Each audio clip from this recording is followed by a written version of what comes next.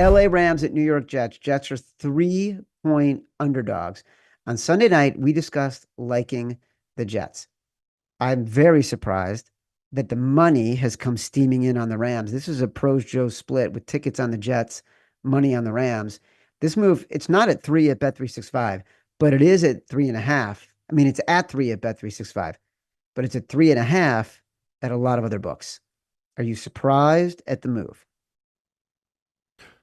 No, I mean, I'm surprised to know that more tickets are on the Jets because it's like this is the definition of the public hammering the Rams, and the pros will just bet the Jets. So there's a couple games like that this week that's like, I'm sorry ahead of time. People like me, Chad, might have to force to win the contest because it's just a glaring number movement where it's like this should probably be closer to a pick, maybe -1.5 on the Rams.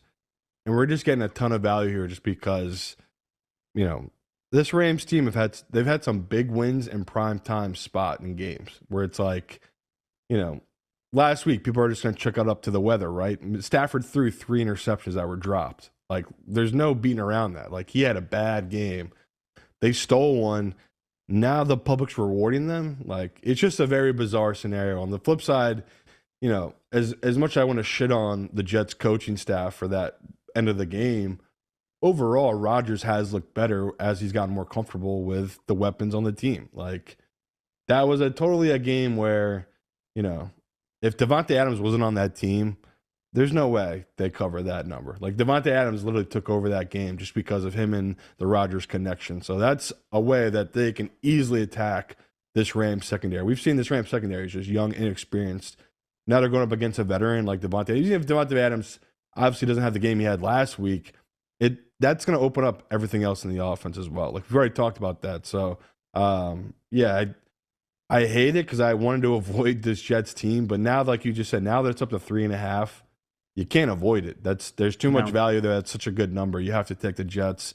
This line stinks for a letdown spot for this Rams team.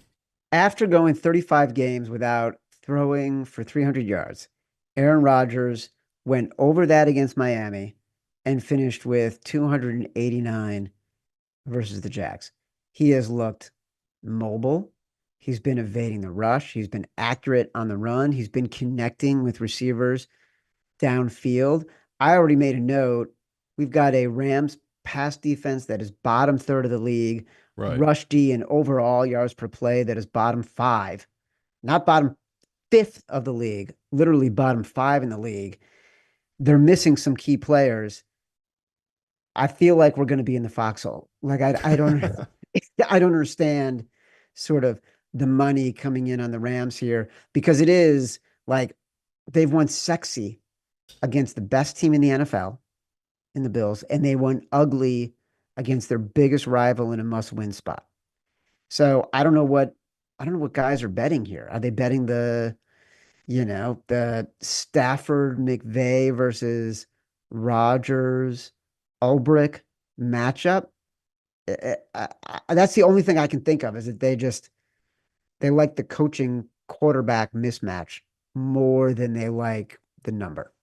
Yeah, just the Rams are a better team. I mean, I'll have to check, but I'm pretty sure they're leading their division now. So maybe that's the Yeah, they are. Like, well, they're playing. People view that as they're playing for more. They're leading their division. This Jets team is playing for nothing, coming off a win. You expect them to have a letdown here. So I get their perspective. Also, extended rest for that Rams team, but yeah, I just think they're just overvalued, a little overrated right now.